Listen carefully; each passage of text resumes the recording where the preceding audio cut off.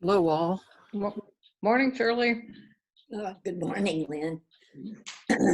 Trying to get all of my little buttons pushed and whatever so it all works right, you know. I'm blissfully ignorant of the inner workings. I just do my part when I can.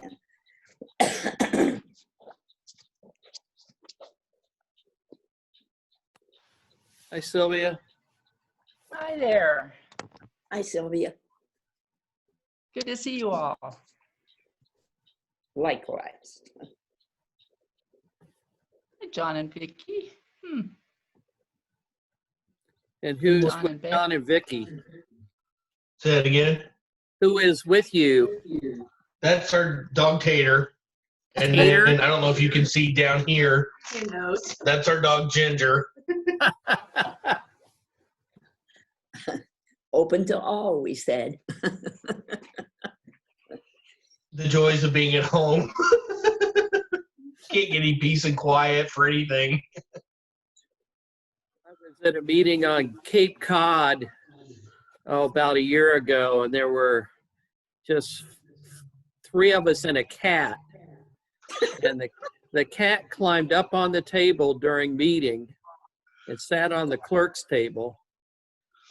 And the clerk, the woman clerking it, actually fell asleep. And we were wondering how she would break worship, in this silent meeting. The cat got up and jumped on her lap at exactly an hour. It was great. I've heard of an internal clock. She had one. That cat hadn't done that, I'd still be there. Morning, Dave. Hi, Dan. Morning, Sylvia. Morning, everyone. Morning. Florida to Iowa. You have to get down there if you're going to be bouncing around.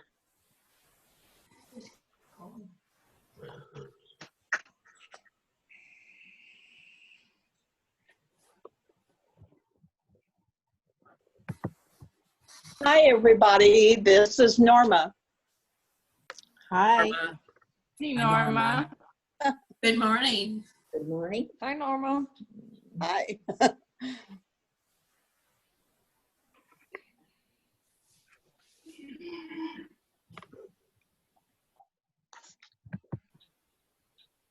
Good morning, Steve. Thank you for the mail.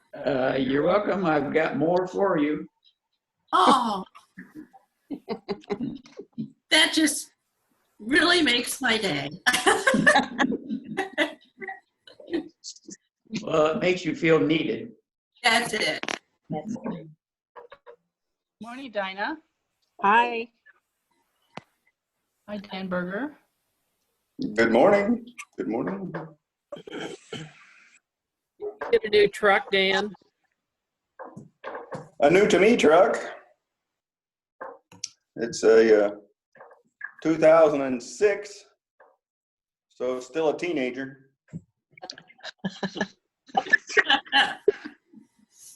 We were out in the MG before the rain last night and drove by your spot. Yeah. I didn't hear a honk. Well, I did, but right then the rain started. So then we were hot-footing it back since I left the windows at home. I Uh-oh. have multiple garages you could have parked in. I measured 1/2 inch. That's good.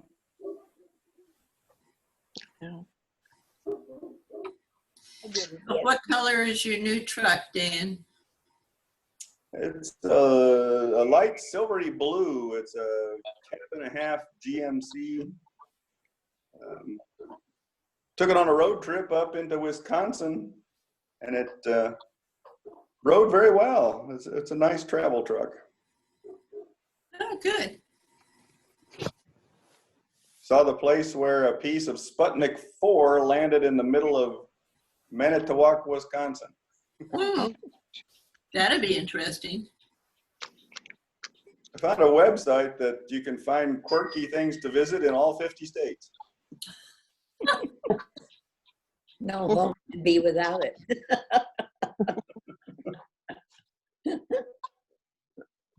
9:30, so welcome everyone. And Sylvia is the worship leader today. So when she's ready, she'll speak out of the silence. Are there any prayer concerns or news to be shared before we center in?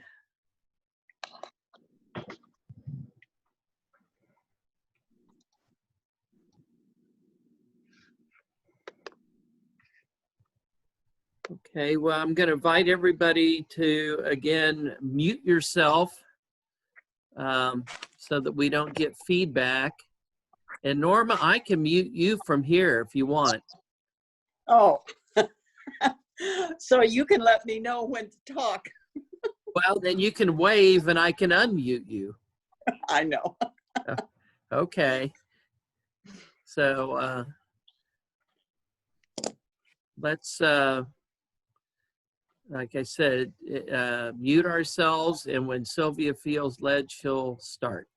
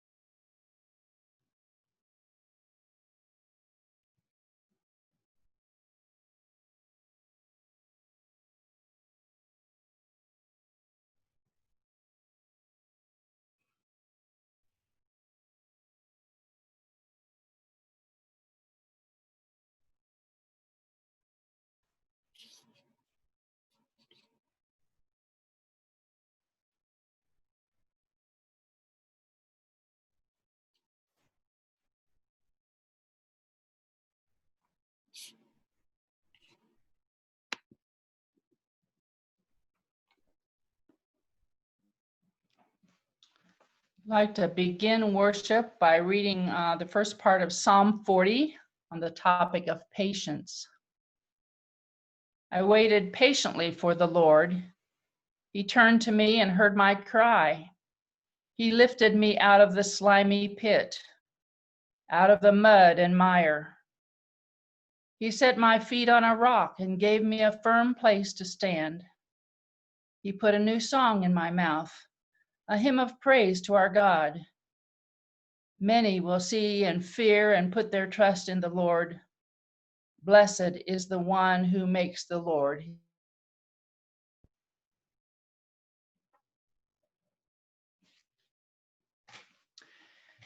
My niece, Emily Mills, was nearly 4 years old when her family came from North Carolina to spend a few days with the larger Mills family during the end of the year holidays. Her birthday was right then, so she was probably from 3 turning to 4. We were all sitting around the table at my mother and dad's house after a big dinner when we heard little Emily's mother, Trudy, say, "Emily, you need to quit dawdling and finish your dinner. Everyone is about ready for pie, but we can't have dessert if you are still eating your dinner." "Okay, Mom, I'm eating," Emily said, but she continued to fiddle around with her attention on other things. And a few minutes later, Trudy tried again, a little more firmly. "Emily, eat your dinner. Everyone is waiting for you. You won't get any pie if you don't finish your dinner." "Okay, Mom, I'm eating now." Still, Emily messed with her food but didn't put it in her mouth. Pretty soon her mother said, "That's it, Emily. I'm taking your dish to the sink. You can get down from the table without dessert." "No, Mom, I'm hungry," Emily pleaded. "Then eat your food." Still, Emily was not eating her food. Raising her voice this time, Trudy said, "Emily, we are still waiting for you and I'm losing my patience." With very serious eyes, Emily looked up at her mother and said, "Oh, you don't have any patients? I'll be your patient and you be the nurse."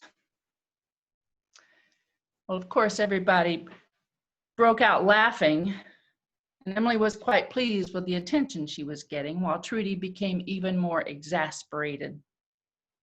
I had to look up how to spell exasperated and found that it means highly irritated. Interestingly, some of the other words on the same dictionary page were exceeding, such as exceeding the limit, and explosive, which is how we may become if we are exceedingly exasperated. All those mean we have lost our patience. The Apostle Paul says that patience is one of the fruits of the Spirit, a virtue that is evidence that God's loving Spirit lives and works within someone. Patience is when a person bears misfortune or pain without complaining, or calmly tolerates provocation or delay, or endures and perseveres through details. Paul includes patience in every list of virtues he uses in his letters to teach people how we behave when we are abiding in Christ's love and light. You know, those letters he writes to the Galatians, the Colossians, and the Corinthians. Here are some proverbs that teach us about patience. I will change the gender in every other one because patience is also desirable in women. Proverbs 12:29. A patient man has great understanding, but a quick-tempered man displays folly. Proverbs 15:18. A hot-tempered woman stirs up dissension, but a patient woman calms a quarrel. 16:32. Better a patient man than a warrior. Better a man who controls his temper than one who takes a city. 19:11.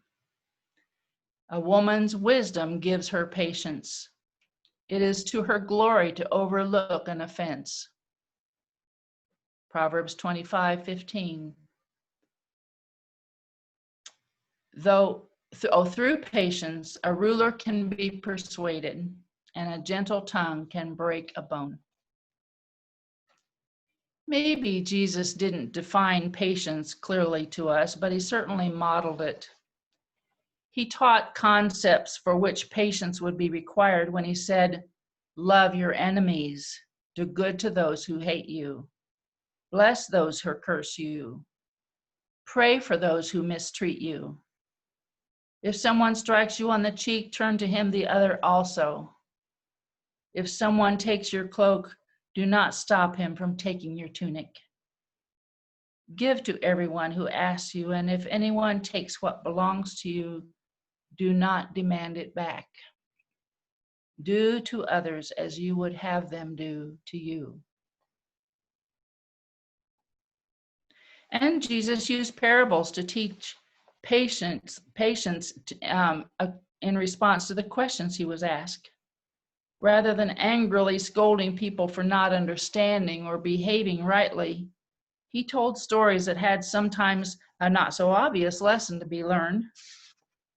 Were there times when he became agitated? Well, there was the time he turned the tables over in the outer courts of the temple because he wasn't happy to see men selling cattle or sheep or doves or the exchange of money. So he made a whip out of cords and chased out the animals. And he scattered the coins of the money changers and turned over their tables, saying, "How dare you turn my father's house into a market?" When I was young, I thought that meant he had been angry, and this scripture showed he had a temper. But it doesn't say that. Maybe, just maybe, he was already calm, in control, and simply getting the point across that all that activity should not have interfered with the people who wanted to come to the temple to pray. Last week, Dan Berger spoke about condemnation. I've been thinking that that might be what we do when we are impatient. I remember that in the story of Balaam's donkey in Numbers 22, this man Balaam was called upon to either put a curse on people or bless them. It's one of my favorite Old Testament stories, but it doesn't quite fit here, so I'll save it for another time, other than to say that we too can be one who hands out curses. But in displaying patience, we are more likely to hand out blessings than curses. In Paul's letter to the Romans in chapter 2, he cautions them not to condemn others, especially for actions they do themselves. Likewise, we should not have contempt for or lack patience for the actions of others when we are sometimes even like them. I think that God's kindness, tolerance, and patience with us gives us the time and opportunity to set things right, gives us the time to recognize our errant behavior and change it. When we come to our own realization and can turn ourselves around, the change we make is more effective than when it is forced on us by the judgment of others or threat of punishment. As friends, we value that light within as our inner teacher. That inner light helps us to be patient, considers what truths there are in the situation, and gives us time to respond in ways that are helpful. Well, I don't know for sure about all of you, but I'm wondering if some of us have had to work really hard to be patient lately. Last week, I asked for prayers for my neighbor Eli, who had been diagnosed with a couple of tumors wrapped around his spine. At the time, he was in excruciating pain, and at that time was waiting for surgery to happen on July 13th. He was working very hard to be patient. And now the update is that there were some complications on Sunday and Monday morning, and he was taken to the emergency room and then transferred by ambulance to Peyton Manning Children's Hospital, and they did surgery later that day. I find it difficult to understand how only 3 days following that very serious surgery, he is now at home. But he expects a very long recovery time of about 3 months. And they're also waiting for the pathology report to know if the tumors were malignant or not. He needs patience like he has never needed patience before. And he needs our prayers still. I know somebody else that's been in the hospital this week that's had to have patience. Going in on Wednesday, expecting a test that didn't happen till late Friday afternoon. That's a long time to wait. Glad to see you here this morning, Dave. Are any of us having a challenge with being patient with the situation we are in caused by the coronavirus? Are we frustrated that we cannot do much to make the situation better so we can get back to our routines? Of course we are. But if we call on our inner strength and light, we will make good use of that time. We can enrich our minds, put our house in order, maybe our business in order, and we will look around for those who need our help and do what we can to make their lives better. Besides, what good choice do we have? Tobias Winwright is a contributing writer for Sojourners magazine. He writes, "Patience, after all, must be learned, and it must be learned through practice with other people." He was writing about his own experience of recovering from a traumatic brain injury after a fall in his bathroom. He quotes an early Christian writer whose name I can't pronounce, who says, "Patience is the greatest of all virtues." We know that virtues are good habits and dispositions that form and shape our character and that make us who we are. Wainwright says, however, that the virtue of patience has been largely ignored in Christian ethics, and that scarcely a handful of books on Christian theology and ethics are devoted to the importance of patience. He also says there are times and situations that call for action. It is a naive assumption that everything will simply turn out for the best while we wait patiently, he said. We know the Israelites wandered 40 years in the desert before reaching their promised land. We know that women were not allowed to vote for over 100 years after our country was formed. And if they hadn't taken action to make those changes, we still might be counting on the wisdom of men only to elect our lawmakers. How does that sound to you? In his book, Why We Can't Wait, Martin Luther King Jr. noted the importance of understanding that it was not because of a sudden loss of patience on the part of the African Americans that they undertook nonviolent direct action in 1963. After all, he said, they had never really been patient in the pure sense of the word, since waiting was forced upon them by the psychological and physical shackles of society. In his letter from Birmingham jail, King explained how for hundreds of years African Americans had heard the word wait, but that word always meant never. There comes a time when the cup of endurance runs over, King wrote, and there arises a legitimate and unavoidable impatience. However, although understandable, unplanned spontaneity was as wrong in his view as the do-nothingness of gradualism and complacency. He emphasized that demonstrations and protests should be carefully and prayerfully planned.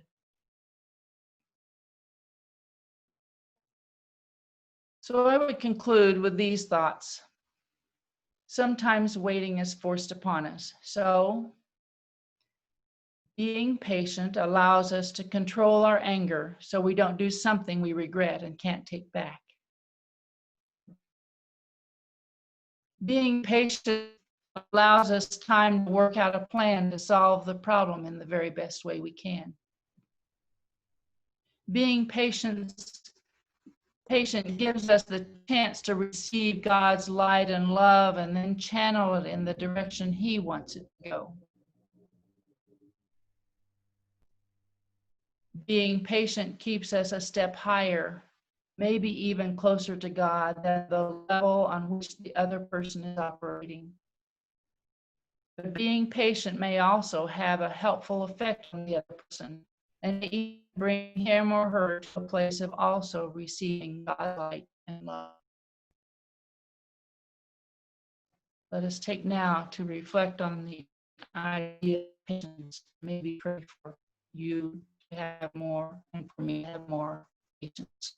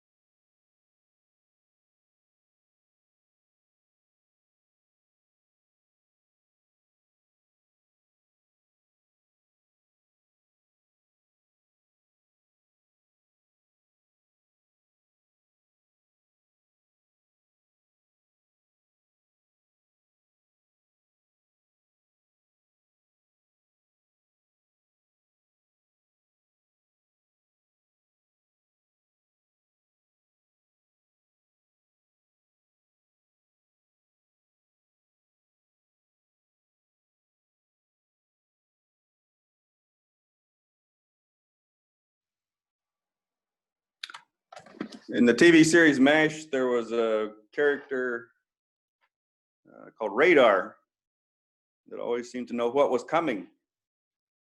And he would have to tell other people to wait for it. And pretty soon they would hear the helicopters. I don't know all the time what is coming, but I know what is coming is what I need. That's where my faith has evolved to. And all I have to do is sometimes wait for it. I think I've become more patient as I've gotten older, or maybe just lazy.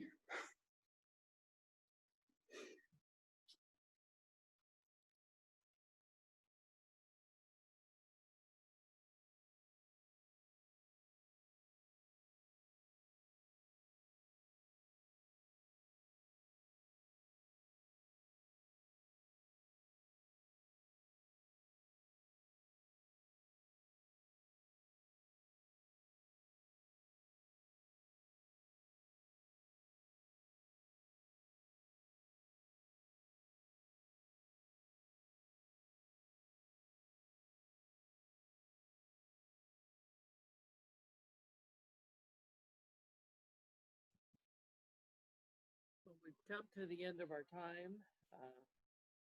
Good to be with you all. Thank you, Sylvia and Dan, for your vocal ministry. Does anybody else have anything that needs to be said at this time before we dismiss?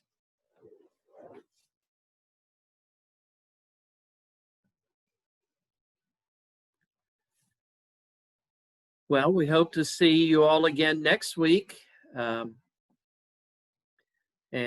For those who are so inclined on program, worship will start in about 14 minutes. So blessings on us all, and have a wonderful week.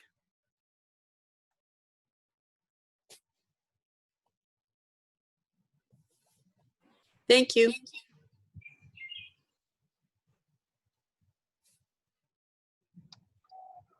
Thank you. It's good to see everybody.